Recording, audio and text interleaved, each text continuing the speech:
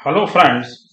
Income tax return assessment year 2022-23 file करने की due date 31 जुलाई 2022 है। उसके संबंध में एक नया अपडेट निकल करके सामने आ रहा है। हम लोग उसके संबंध में डिस्कस करने वाले हैं। उससे पहले आपसे एक छोटी सी रिक्वेस्ट कि अगर आपने अभी तक हमारा चैनल सब्सक्राइब नहीं किया है तो जरूर सब्सक्राइब करें, जिससे हमारे अपलोड होने वाले वीडियो आपको जल्दी से जल्दी मिल सकें और बेल आइकन अवश्य प्रेस करें।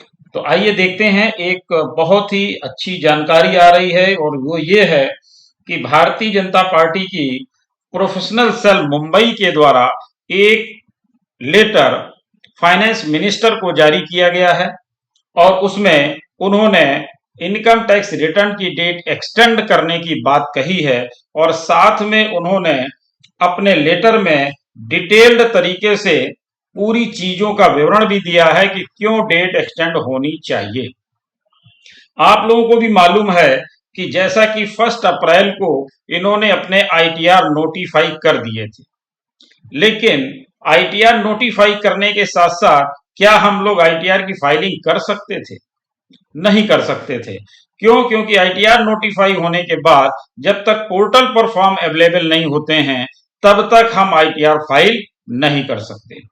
दूसरी चीज जो उन्होंने अपने लेटर में कही है कि आपने ऑफलाइन यूटिलिटी इतनी देरी से अवेलेबल कराई है और उस ऑफलाइन यूटिलिटी को अवेलेबल कराने के बाद कई बार चेंज भी किया है और कई ऑफलाइन यूटिलिटी जैसे कि फॉर्म 5, 6, 7 की है वो आपने जून में आकर के अवेलेबल कराई और आप अपेक्षा कर रहे हैं कि आईटीआर हम टाइम से फाइल कर लें, वो पॉसिबल नहीं हो पा रहा है। इसके अलावा उन्होंने और भी चीजें लिखी हैं, जैसे कि उन्होंने लिखा है कि जो 26 एएस है, एआईएस की रिपोर्ट है, टीआईएस की रिपोर्ट है, ये भी जो है टाइमली अवेलेबल नहीं हो पाई हैं, जिसकी वजह से भी रिटर्न फाइल करना मुश्किल होता जा रहा है। टेक्निकल ग्लिचेज अपनी जगह पर हैं, जो कि 7 जून 2021 से लगातार आ रही हैं। जैसे ही फॉर्म आपके ऑफलाइन यूटिलिटी अवेलेबल हुई, उसके बाद जब आईटीआर फाइल करने का नंबर आया तो आपकी टेक्निकल ग्लिचेज भी स्टार्ट हो गई। तो उन्होंने ये सारी चीजें लिखी हैं। उसके अलावा ये भी लिखा है कि जो आपकी एआईएस की रिपोर्ट है वो डाउनलोड नहीं हो रही है। तो दोस्तों, यहां पर उन्होंने बहुत सारी चीजें लिखी हैं। मैं आपको और भी चीजें बताता हूं जो वाकई में लॉजिकल हैं और उन चीजों को ध्यान में रखना चाहिए। और इसके साथ साथ हाई कोर्ट ने भी क्या कहा है वो भी हम आपको बताने वाले हैं कि डेट बढ़ने के आसार क्यों ज्यादा हैं।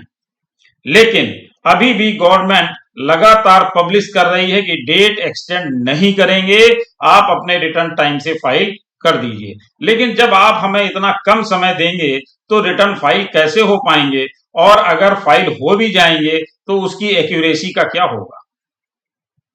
क्योंकि हमें 26 एएस, एआईएस, टीआईएस तीनों चीजें चेक करनी है और आपकी तीनों चीजें ही मैच नहीं करती हैं, उनमें भी डिफरेंस आ रहे हैं।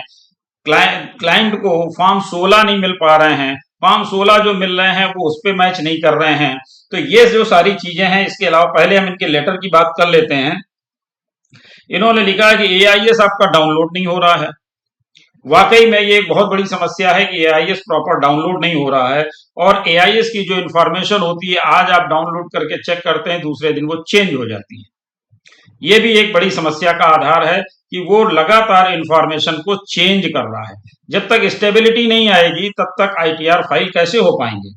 इसके अलावा जो भी सैलरी वाले लोग हैं उनके सामने बड़ी समस्या है कि एम्प्लॉयर उनको टीडीएस सर्टिफिकेट देता नहीं है। अब तो सब कुछ पोर्टल पे उपलब्ध है, वो ऐसा कह करके उनको टाल देता है और जब हम पोर्टल पे आते हैं तो वहां पर उसका बाइफरकेशन नहीं मिलता है। जबकि हम जब आईटीआर फाइल करने जाते हैं तो हमें वहां पर बेसिक सैलरी, डीए, एचआरए, बहुत सारे अलाउंसेस हैं, उन सबका बाइफरकेशन देना होता है और वो बाइफरकेशन अवेलेबल नहीं होता है तो वो कैसे फाइल करेगा? तो ये सारी बहुत सारी समस्याएं आ रही हैं कि जो चीजें उन्होंने बोली हैं वो दे नहीं पा रहे हैं और दे पा रहे हैं तो प्रॉपर नहीं है, विश्वसनीय नहीं है, तो कैसे रिटर्न फाइल हो? इसके अलावा जो लॉगिन की प्रॉब्लम है वो अपनी जगह पर बनी हुई है। जिन लोगों को लीगल हेयर के माध्यम से रिटर्न फाइल करना है उसमें लीगल हेयर ऐड नहीं हो रहा है। जीएसटी की परचेज और सेल की एक बड़ी प्रॉब्लम बनी हुई है कि जीएसटी की परचेज और सेल जीएसटी से मैच नहीं कर रही है। अब ये कितनी सारी समस्याएं हैं जिनको मैच करके रिटर्न को फाइल करना बिल्कुल भी असंभव होता जा रहा है।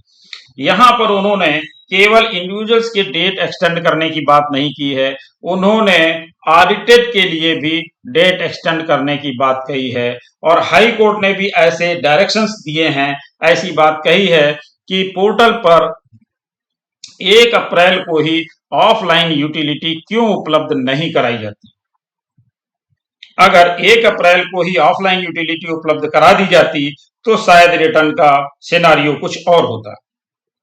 उसके अलावा जब आपके पोर्टल पूरी तरह से काम करने लगे, सारी चीजें अवेलेबल हों, उसके बाद कम से कम 3 महीने का आपको समय देना चाहिए और अगर ऑडिटेड केसेस हैं तो उसके लिए आपको 6 महीने का समय देना चाहिए। अब यहां पर आप 1 अप्रैल को नोटिफाई कर देते हैं और टाइम गिनना शुरू कर देते हैं, जबकि पोर्टल पर हमें कोई सुविधा नहीं मिल पाती, हमें रिटर्न फाइलिंग के लिए मुश्किल से 1 महीने का भी समय नहीं मिल पा रहा है और उसमें भी इतनी सारी समस्याएं हैं। तो मेरी सरकार से गुजारिश है कि इसको ध्यान में रखते हुए ही काम करें, अपने ऑफिसर्स को इस डायरेक्शंस दें कि वो टाइम से सारी चीजें अवेलेबल कराएं। इतनी भारी भरकम फौज आपके पास है, इतने आपके टेक्निकल एक्सपर्ट आपके पास हैं, उसके बावजूद भी आप जो है वो समय से उपलब्ध चीजें नहीं करा पाते, लेकिन एक लेमैन से, एक इंडिविजुअल से, एक जिसके पास कोई तरह की सुविधाएं नहीं है, उससे आप ये अपेक्षा करते हैं कि उस सारी चीजों को चेक करे, जो आप पोर्टल पे उपलब्ध करा रहे हैं उसको भी चेक करे और उसमें से भी जो सही हो उसको फाइल करे। तो उसको भी तो समय चाहिए, वो एक्सपर्ट तो हर एक आदमी है नहीं और आप चाहते हैं कि आपके एक्सपर्ट कुछ भी ना करें, सारा कुछ वही कर ले, तो कैसे पॉसिबल है, और उसको आप समय भी ना दें। तो इस तरह से तो लगता है कि आप केवल पेनाल्टी पर ही जोर दे रहे हैं, लेट फीस और पेनाल्टी ही वसूलना चाहते हैं।